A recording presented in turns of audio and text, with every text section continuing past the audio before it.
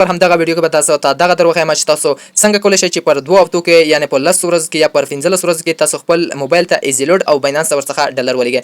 نو ملګرو همدا اوس ماته یو کس د 200 افغانۍ ولېږلې، ما ورته څه وکړل یو څه مې ورته ورکړل په دې اپلیکیشن لارې. صحیح ده ملګرو. نو تاسو څنګه کولی شئ داخل ته او 2 ساعته مخکې 3.5 ډالر ما هم باینانس ته هم ورڅخه ولېږل. نو ملګرو دغه طریقه درته ټوله ښیم، ویډیو سکیپ کوئ، راځو دغه طریقه درته وښیم. تاسو به څنګه پیدا کوئ دغه طریقه؟ تاسو به یوټیوب راخلاص کړئ. کله مې چې یوټیوب راخلاص کړو بیا ملګرو دغه سرچ کې تاسو ته ښکاري، په دغه سرچ بټن باندې به تاسو کلیک وکړئ. دلته به سرچ کې دغه نوم ورته ولیکئ، ټیکنیکل ریحان. تاسو ته زه وښیم دغه نوم به تاسو ورته ولیکئ. کله مې چې دغه نوم ورته ولیکو نو دغه به سرچ کړئ. کله مې دغه سرچ کړو نو ملګرو تاسو به لږ لاندې لاړ شئ، دلته تاسو ته یو سایډ راخلاصېږي، دغه شنې ټپې والا سایډ ټیکنیکل ریحان، دغه به تاسو کلیک کړئ. کله مې چې دغه بټن باندې تاسو کلیک وکړو نو ملګرو لږ به ورته منتظر شئ.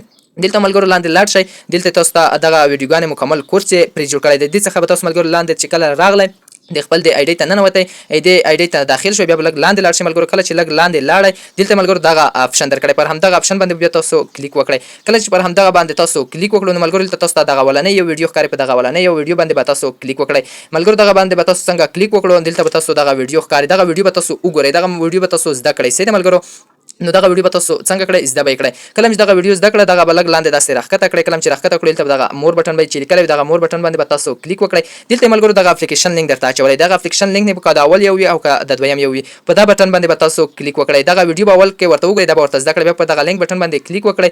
دغه چې کله کلیک وکړو نو ملګرو تاسو ته به دا ډول صفحه راخلاصه شي. کله چې تاسو ته دا ډول صفحه راخلاصه شوه نو ملګرو ډېر خوندور اپلیکیشن دی. بیا مو سیده پلی سټور ته بیایئ. کله چې پلی سټور ته لاړئ تاسو ته به دغه آپشن راخلاص شي. دا آپشن به څنګه کړئ؟ انسټایل به یې کړئ. سیده به پلی سټور ته نه ځئ، سیده پلی سټور کې ورته دغه نوم ولیکئ. بیا تاسو ته اکاونټ نه خلاصېږي.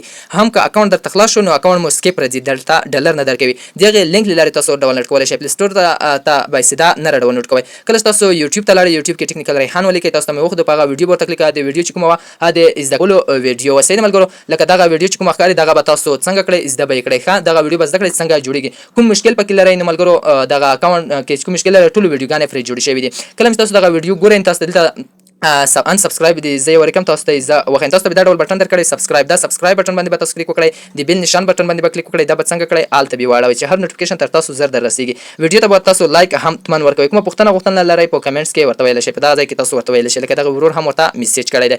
نو دغه ویډیو به تاسو ورته وګورئ، ټوله ویډیو به زده کړئ چې څنګه پکې کار کېږي. صحیح ده ملګرو. تاسو ته یې ووایئ بیا ښیندومه به اپلیکیشن را ډاونلوډ شي. کله چې تاسو یوټیوب ته راغلی، یوټیوب کې به سرچ کې ورته ټیکنیکل ریحان ولیکئ. کله مې چې ریحان ورته ولیکو نو دلته به تاسو ته اولنۍ صفحه راخلاصه شي، یا که صفحه اولنۍ ځای کې نه وي لږ به لاندې لاړ شئ، همدغه شنې ټپې والا په دا به کلیک وکړئ. کله چې پر همدغه کلیک وکړو بیا به تاسو لږ داسې لاندې لاړ شئ، په دغه آپشن باندې به بیا تاسو کلیک وکړئ.